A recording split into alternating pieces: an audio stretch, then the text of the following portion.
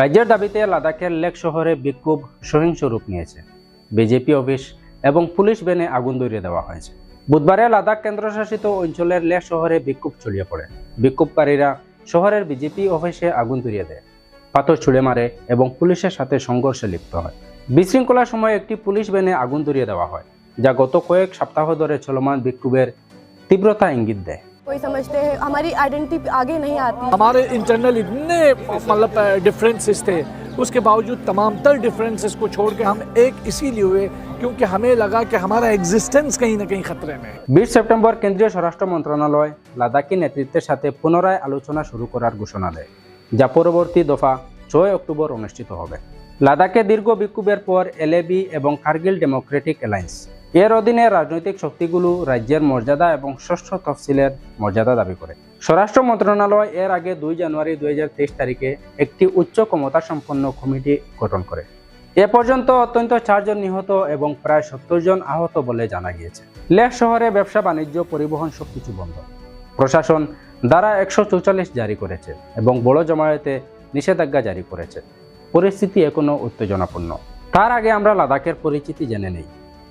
লাদাখ ভারতের কেন্দ্রশাসিত অঞ্চলগুলির একটি, যাকে বলা হয় চাঁদের উপরের দেশ বা ল্যান্ড অফ হাই প্যাসেস। এটি ভারতের সর্বোচ্চ উচ্চতায় অবস্থিত অঞ্চলগুলির একটি। লাদাখ উত্তর ভারতের জম্মু ও কাশ্মীরের পূর্ব দিকে অবস্থিত। উত্তরে কারাকোরাম পর্বতমালা, দক্ষিণে হিমালয় পর্বতমালা, পশ্চিমে পাকিস্তান অধিকৃত গিলগিত বাল্টিস্তান এবং পূর্বে চীনের তিব্বতের সঙ্গে এর সীমানা রয়েছে। লাদাখ মূলত একটি উচ্চ মালভূমি, যার গড় উচ্চতা 3000 থেকে 5000 মিটার পর্যন্ত।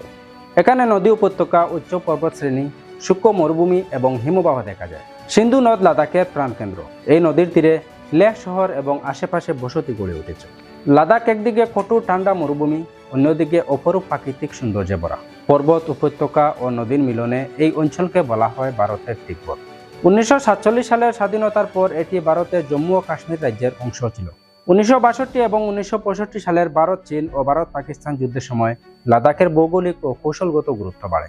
31 অক্টোবর 2019 লাদাখকে জম্মু ও কাশ্মীর থেকে আলাদা করে কেন্দ্রীয় শাসিত অঞ্চলে ঘোষণা করা হয়। এই পরিবর্তনের ফলে লাদাখে কেন্দ্রীয় সরকার সরাসরি প্রশাসন চালায়। রাজ্যের মতো শাসন নেই। সরকারের সঙ্গে আলোচনার তারিখ। স্থানীয় নেতৃত্ব ও আন্দোলনকারীরা কেন্দ্রীয় সরকারের সঙ্গে 6 অক্টোবর বৈঠক করবেন।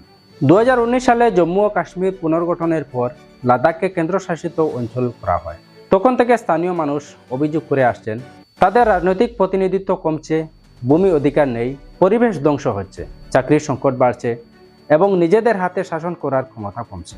আগস্ট 2025-এ লাদাখে স্বাভাবিকের তুলনায় প্রায় 930% বেশি বৃষ্টি হয়েছে। এতে সড়ক, সেতু ও অবকাঠামো ক্ষতিগ্রস্ত হয়েছে। ভ্রমণ ও সাধারণ জীবনযাত্রা ব্যাহত হয়েছে।